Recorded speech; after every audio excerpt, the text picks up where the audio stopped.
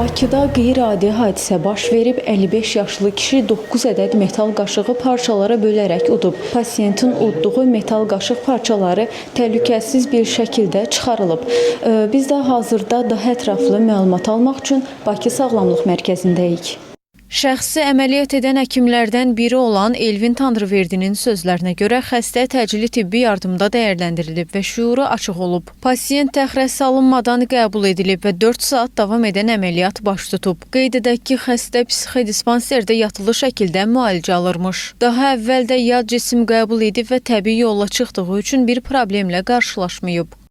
Gastroenteroloq həkim Rüfət doktorla birlikdə xəstəni dəyərləndirdik və ilkin qərarımız endoskopik olaraq çıxarılması idi.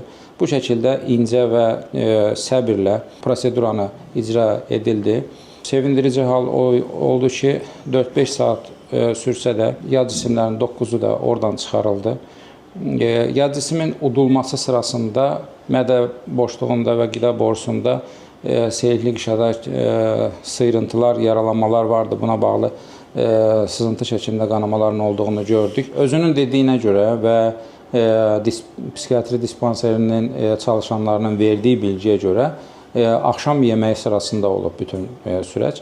Axşam saat 6-7 radələrində mətbəx əşyalarının, o qaşıqların yerində olmadığını görüncə və belə bir şübhədə olublar.